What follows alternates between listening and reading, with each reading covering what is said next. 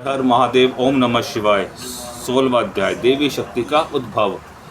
वायु बोले। इसके बाद देव महादेव मेघवत गंभीर वाणी में इस प्रकार बोले कि जैसे कोई राजा बोलता हो। उनकी वह वाणी राज लक्षणों से युक्त और संपूर्ण विषयों के आरंभ के रक्षा तथा विमल करने में दक्ष थी। तब उन्होंने इस प्रकार हंसते हुए कहा, हे वत्स, हे महाभाग, मम पुत्र पितामह, तुम्हारे कहने का सब भेद मैंने जान लिया। यह जो प्रजावृद्धि के लिए तुमने तप किया है, इससे मैं प्रसन्न हो तुम्हें वर देता हूँ। ऐसा कह वे परमोदार स्वभावतः मधुर वचन बोलने वाले तत्काल ही देवी देव की रचना करने लगे। विद्वान जिसे ब्रह्म कहते हैं, वह देवी दिव्य गुणान्वित है। वह परमात्मा भव शिव की परम शक्ति है, जिन्हें जन्म मृत्यु और जरादिक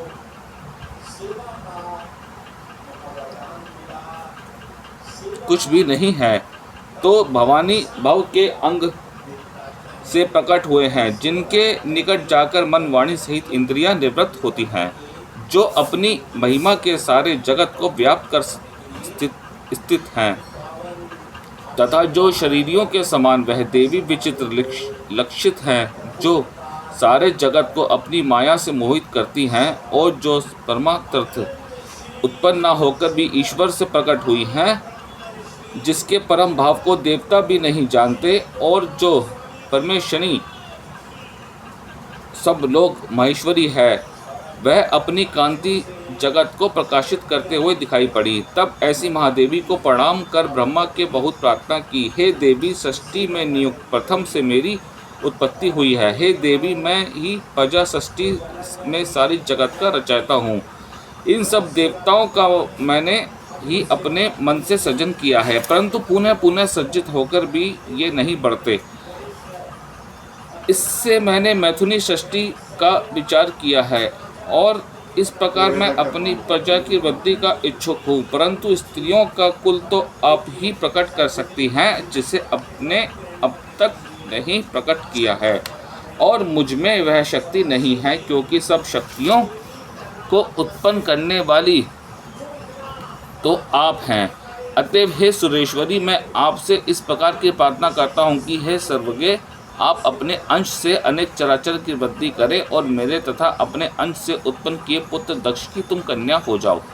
तब ब्रह्मा जी के इस प्रकार की प्रार्थना से उन्होंने अपनी बाहों के मध्य से अपनी जैसी एक प्रतापशालिनी शक्ति प्रकट कर दी, जिसे देखते ही शिवजी प्रसन्न हो गए। उन्होंने उनसे कहा, तुम तप कर ब्रह्मा आराधना करो।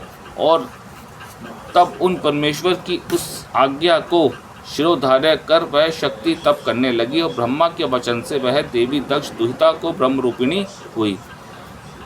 उसने ब्रह्मा को महान शक्ति दी, फिर उन्हीं देवी देह में समा गई, और इसके पश्चात वे देव भी समाहित हो गए। इसी समय से इस लोक में स्त्री भोग प्रतिष्ठित हुआ।